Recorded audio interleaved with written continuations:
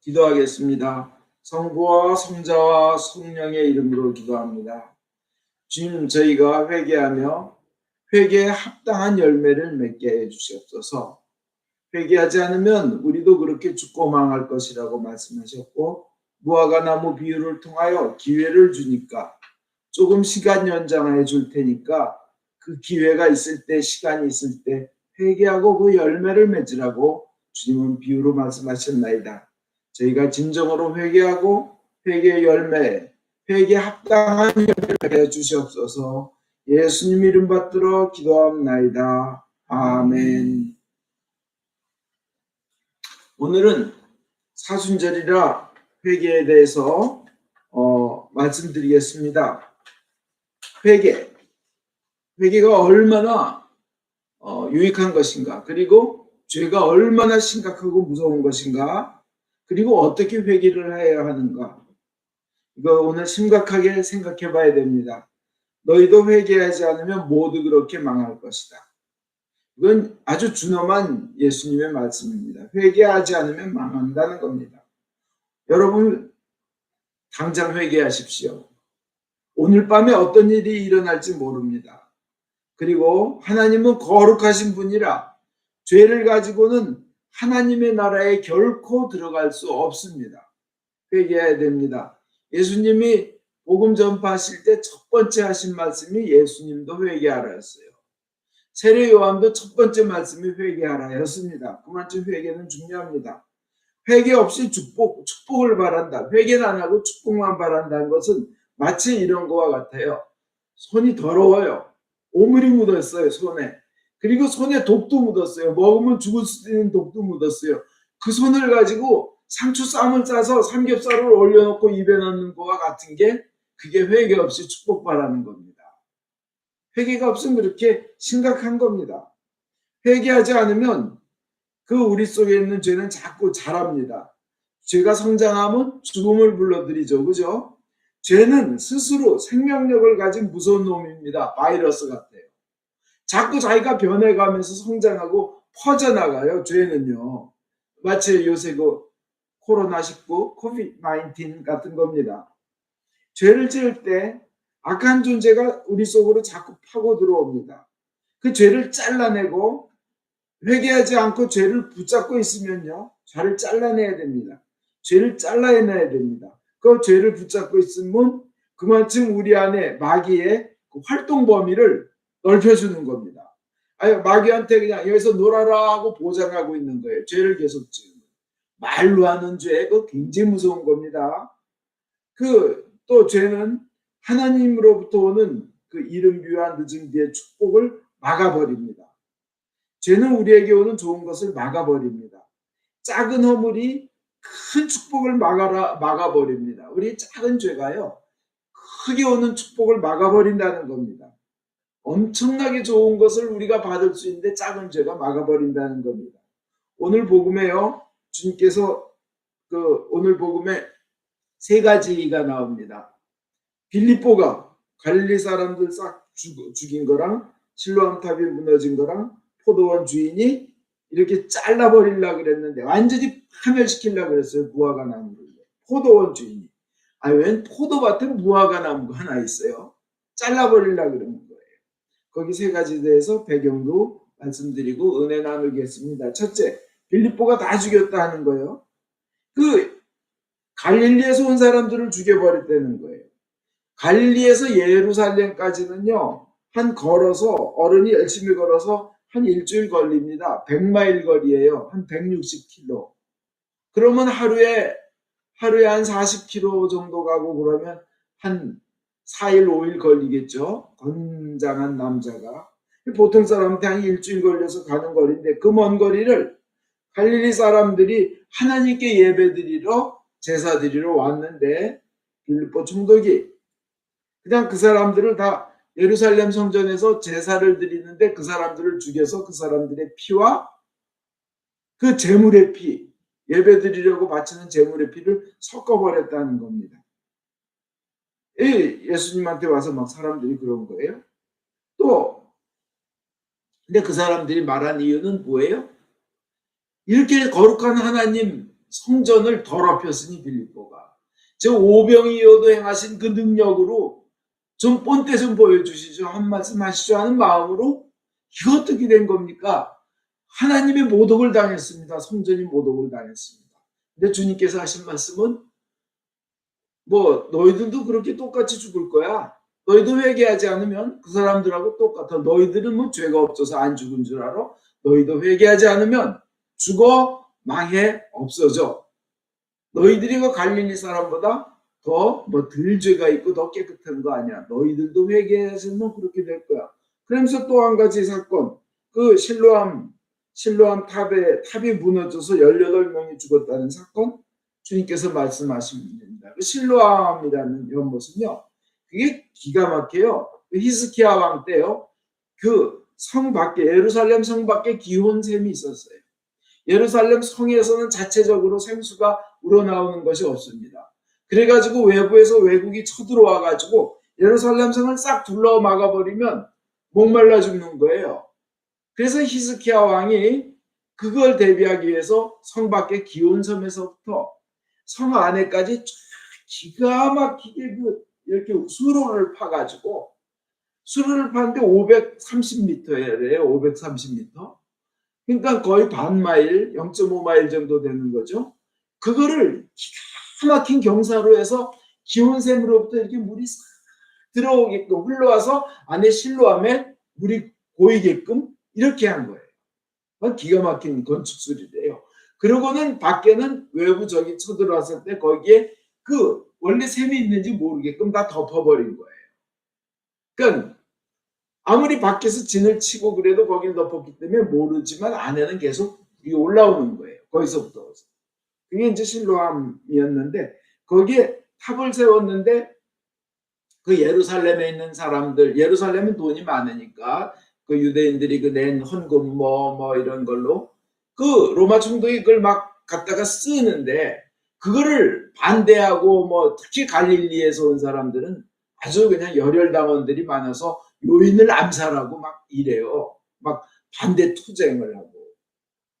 그런데 지금 우크라이나 사람들이 러시아에 저기 하는 것처럼 그 아주 로마 총독 입장에서는 아주 그냥 기분이 안 좋아서 정치적으로 그냥 그 실로암 탑을 또 무너뜨리고 해서 사람들을 죽게 했다는 거고, 또 재단을 또 이렇게 제사 드려온 사람들, 갈릴리 사람들을 죽였다는 겁니다.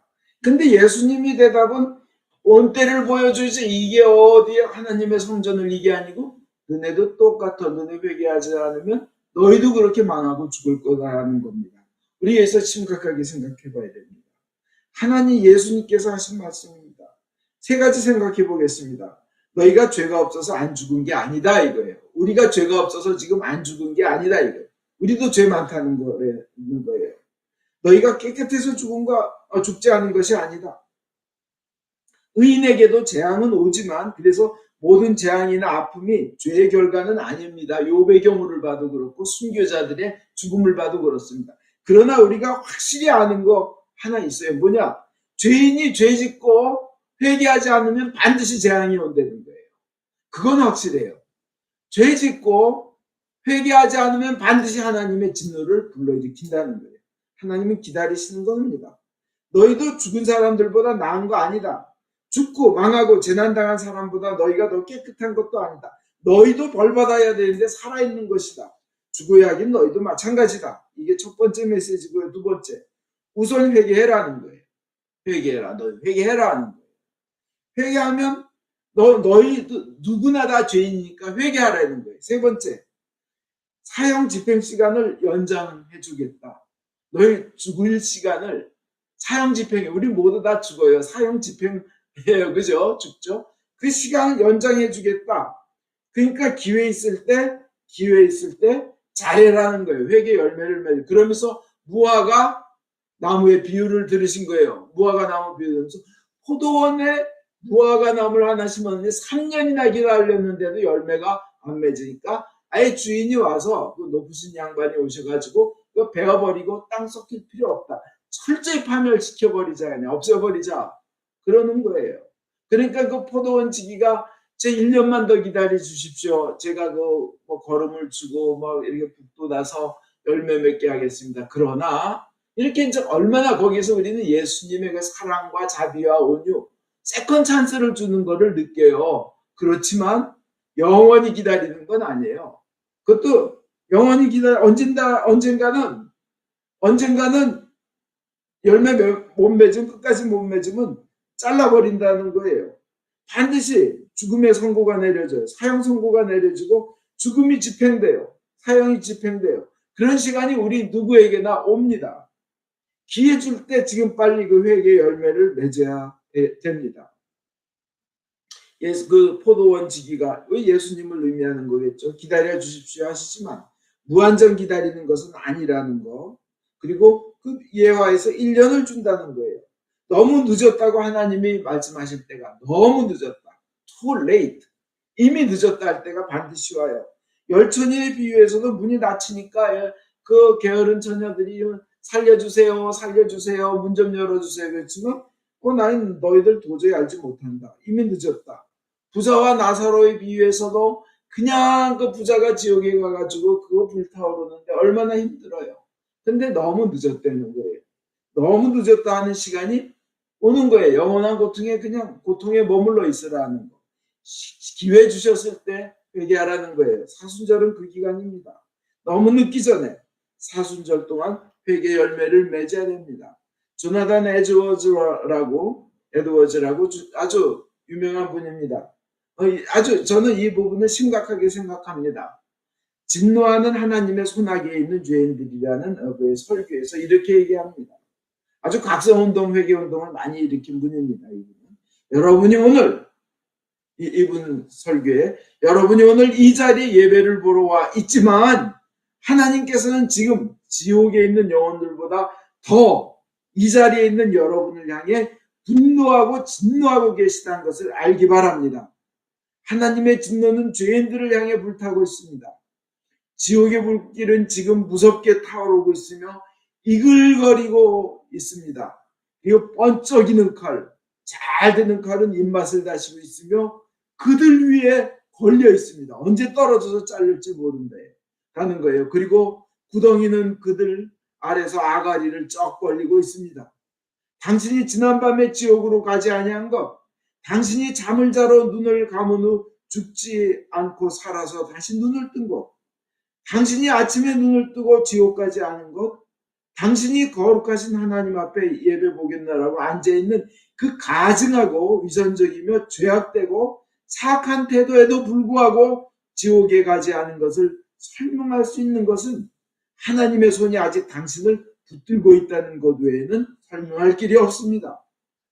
그러나 하나님이 지금이라도 손을 거두시면 떨어지는 바위돌을 거미줄이 멈출 수 없는 것처럼 여러분은 즉시 지옥의 끝없는 구덩이로 빠져들어갈 것입니다. 이게 회개하지 않고 그냥 예배 보겠노라고 와서 앉아있는 사람들을 향한 조나단 에드워즈의 설교입니다. 회개 없이 뻔뻔하게. 그렇지만 이 집행유예 기간에 빨리 회개에 합당한 열매를 맺으면 오히려 그 순간들은 은혜의 순간으로 바뀔 것입니다. 우리의 죽음이, 사형 집행이 그 시기가 늦춰지니까 이 기간이 특혜이고 은혜이니까 이 기회에 있을 때 잘하시는 우리 되기를, 잘하시는 여러분, 잘하는 저 되기를 예수님 이름으로 축원드립니다. 그 목사님, 그 진영곤 목사님이라는 분이 자기의 간증을 하는데 처남이 그렇게 망난이었대요. 그냥 엄마고 아버지고 없고 자기가 매형인데 목사인데도 이놈아 저놈아 부르고 처남이요.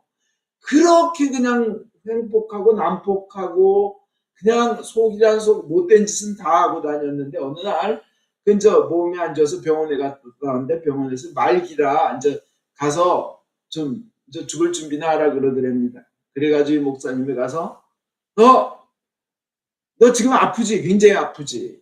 너 처남 보고 아프다고. 너 죽으면 더 아파. 죽어서 지옥 가면 더 아파. 영원히 아플 거야 너. 근데 너 지옥 안 가는 길이 있어. 예수 믿어. 그리고 예수 믿기 전에 회개해야 돼. 회개하고 예수 믿어야 돼.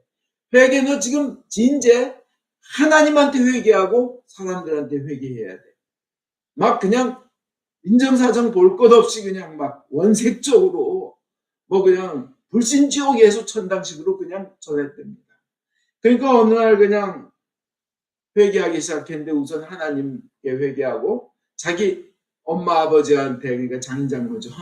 엄마 아버지한테 회개하고 자기 그 자식들한테 회개하고 자기 아내한테 회개하고 손 붙잡으면서, 그리고 예수님을 믿으면서 얼굴이 밝아지더니 아, 나는 지금 하나님께서 용서하셨고 사람들에게 다 용서받았으니 이제 난 지금 죽고 싶다고, 빨리 죽고 싶다 그러더라는 거예요. 그러면서 그냥 어느 날이 하루 이틀이 지나더니 아, 난 갈 거야, 빨리 갈 거야 그러는 거예요. 그러면서 어느 날은 와, 꽃밭이 보인다, 아름다운 세계가 보인다, 너무 좋은 세계가 보인다 하며 환하게 웃으면서 갔다고 합니다. 회개하고 예수를 믿은 자의 그 은혜인 줄 믿습니다. 죄가 있으면 하나님과 나 사이에 담이 있습니다.